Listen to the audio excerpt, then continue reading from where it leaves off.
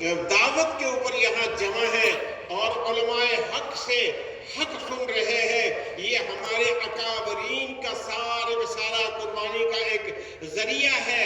اللہ ان کی قبروں کو نور سے منور فرمائے۔ اللہ رب العالمین دیوبند کو قیامت تک کے لیے باقی ساری اور جاری رکھے۔ میرے محترم بزرگوں اور بھائیوں، بس ایک بات کہوں گا کہ اللہ نے ہمیں توحید کی دولت سے نوازا ہے۔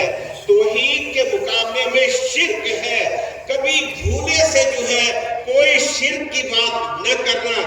ان شرک لظلم عظیم، قرآن کہتا ہے کہ شرک بہت بڑا ظلم ہے۔ اللہ ساری برائیوں کو، گناہوں کو معاف کر دے گا، لیکن مشرک کے شرک کو کبھی معاف نہیں کرے گا۔ ہمارے اندر کچھ پرانی رسمیں چلی آ رہی ہیں، رسموں کا نام اسلام نہیں ہے، قرآن کا نام اسلام ہے، حدیث پاک کا نام اسلام ہے۔ اس لیے اگر کوئی اس انداز سے چل رہا ہو آج تک کہ پچھلے یہ کرتے آئے، بھائیوں پچھلوں کا کوئی مسئلہ نہیں، پچھلے اپنا حساب دیں گے، ہمیں اپنا حساب دے گا۔ ایک چند گھنٹے پہلے اندھیرا تھا، اب دن کا اجالا ہے، سورج نکلا ہوا ہے، اب بھی ہم رات کی باتیں کریں، لوگ کہیں گے یہ بے وقوف ہے۔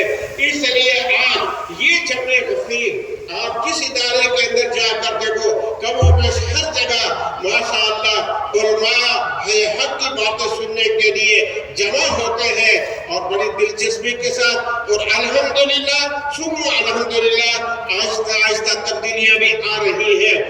توحید کا دامن پکڑا جا رہا ہے، شرک کا خیر بات کیا جا رہا ہے، سنت کو اپنایا جا رہا ہے، بدعت کو 3 طلاقیں دے کر ایک طرف کیا جا رہا ہے۔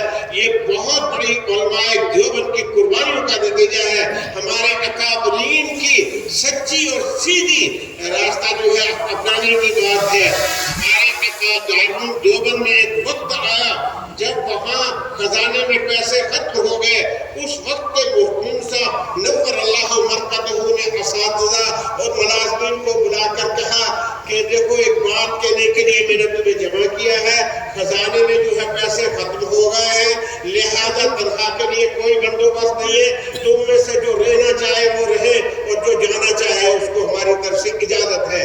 بیت زبان سب علماء حق نے کہا حضرت تو کیا ہم یہاں اس تنخواہ کے لیے آئے ہیں؟ ہم تنخواہ کے لیے کل نہیں، ہم دیوبند داروں کی خدمت کرنے کے لیے آئے تھے اور خدمت برابر کرتے رہیں گے، تنخواہ ملے گی نہیں ملے گی ہم اپنا کام جاری رکھیں گے۔ یہ ان حضرات کی قربانیوں کا نتیجہ ہے کہ جہاں دیکھو حق جو ہے وہ بلند ہو رہا ہے۔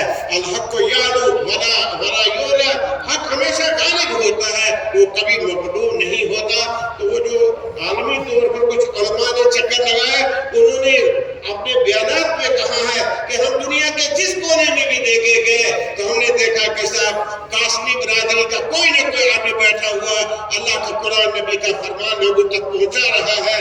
یہ ان کی قربانیاں ہیں اور اللہ نے ہمارے ان علاقوں پر بھی رحمت کی بارش برسائی ہے، اور یہ سفید ٹوپیاں اور جماعتوں میں جانا، مدارس کی خدمت کرنا، مدارس سے جڑنا، علماء سے اپنا تعلق قائم کرنا، جس کی وجہ سے اللہ نے ہمارے اس علاقے پر کچھ راجوری پر بھی رحم کیا ہے۔